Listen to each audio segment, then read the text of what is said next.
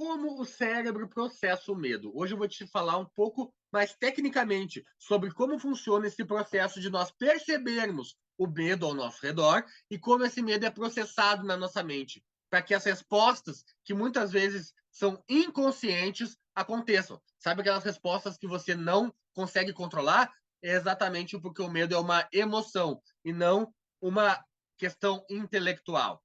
Então, a primeira coisa que você precisa perceber é que você não sente o medo intelectualmente. O medo é emocional, é uma experiência sensorial, uma experiência que você experimenta no teu corpo. O teu corpo é que dá os sinais do medo acontecendo.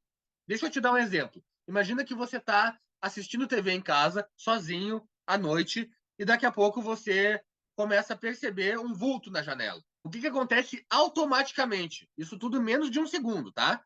Os estímulos visuais e auditivos que você capta no território, eles são processados dentro da tua mente e vão lá para o tronco encefálico, a parte mais primitiva do nosso cérebro. Nós chamamos até de cérebro reptiliano, que é aquela parte responsável por garantir a nossa sobrevivência. Lá no cérebro reptiliano, esses estímulos eles são analisados e comparados com as memórias que eu tenho, para perceber se nessa situação existe algum risco, algum perigo. Ele começa, então, a observar, a comparar com as memórias que eu tenho, esses estímulos, para verificar o tamanho do perigo.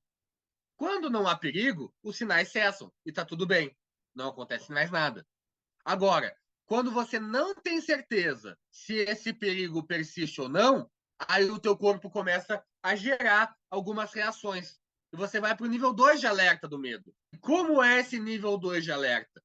Esses sinais que passam pelo hipocampo, passam pelo lobo temporal e chegam até a amígdala.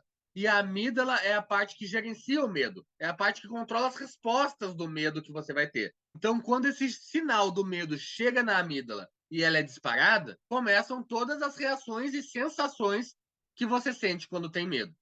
Quais reações e sensações? Começa com uma mudança na tua fisiologia, uma mudança nas expressões do teu rosto e até mesmo você parar tudo que está fazendo para se proteger desse medo. Agora o teu corpo começa a dar sinais muito importantes. As tuas pupilas dilatam para você começar a enxergar melhor. Os pelos do teu corpo ficam mais eretos para que você consiga ter uma maior sensibilidade tátil. A tua audição fica mais sensível para você estar alerta a todos os sons ao teu redor. As cordas vocais tensionam, fazendo com que a tua voz fique mais grossa e mais alta, ganhando poder vocal. O sangue flui pelos braços, pelas pernas, fazendo com que os teus músculos fiquem mais fortes e mais rápidos, preparados, captando mais oxigênio. A pulsação, a pressão aumenta e você então está pronto para lutar ou para fugir.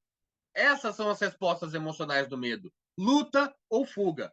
Percebe que nessa hora a nossa resposta é igual às dos animais: lutar ou fugir. Perceba, todos esses sinais que eu falei aqui, eles são instantâneos, eles são automáticos. Você não controla eles. Agora, quando o perigo cessa, ainda leva alguns minutos para você voltar para o estado de repouso. Um exemplo disso é quando a mãe vê o filho, por exemplo, atravessando a rua, passando por um perigo. A mãe sente tanto medo e vai abraçar o filho que, mesmo depois que o perigo já passou, a mãe ainda pode xingar o filho, né? Por que você está fazendo isso? Por que você me assustou? Nunca mais faça isso. Por quê? Porque naquele momento a mãe ainda está no estado de medo, ainda está experimentando aquele estado quase animalesco de proteção, de buscar se proteger e de sobreviver acima de tudo. Essas sensações, essas respostas do medo, elas podem acontecer tanto naquelas situações em que o medo é real, de fato existe, mas também naquelas sensações onde o medo é irreal, que você está simplesmente criando o medo. Lembra? O medo pode ser irreal, mas as sensações do medo são muito reais. Seus efeitos sempre são reais. E qual é a consequência disso, então? Existem muitas pessoas que vivem os seus dias com medos irreais. E essas pessoas vivem sofrendo. Porque por mais que elas estejam tentando se proteger, todos esses sintomas, extremamente estressante, inclusive liberando hormônios, né? Cortisol, adrenalina, fazem com que a pessoa viva num estado de alerta, de perigo o tempo todo. E isso vai gerar não só o sofrimento, mas também consequências no corpo da pessoa. Lembrando, esse canal é novo, então eu conto com a tua ajuda.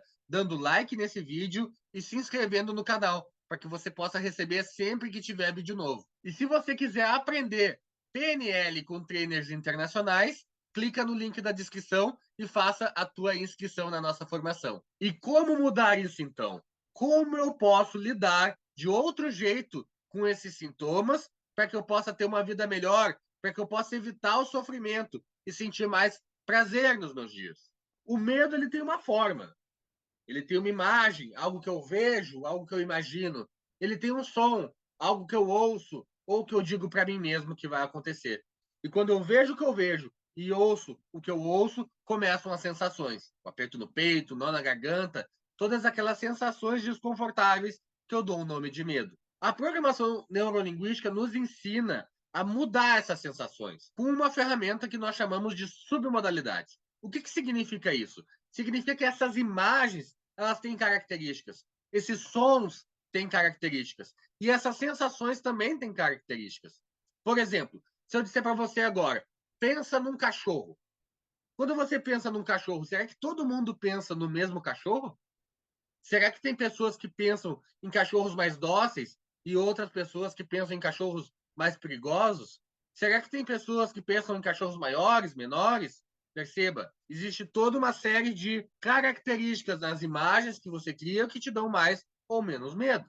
E você pode mudar essas características. Você pode mudar o tamanho da imagem. Você pode mudar a proximidade ou a distância. Você pode mudar se ela tem cor ou se ela é preto e branco. Quando nós falamos de sons, né, eu posso mudar o tom de voz, eu posso mudar a velocidade da voz. Pronto, já vou ter uma mudança de experiência aí. As sensações eu posso torná-las mais agradáveis também. Eu posso pegar aquela sensação de desconforto, de falta de ar que eu sinto aqui e gerar para o outro lado, mais devagar, para aliviar. Isso vai me ajudar a respirar melhor. Percebe?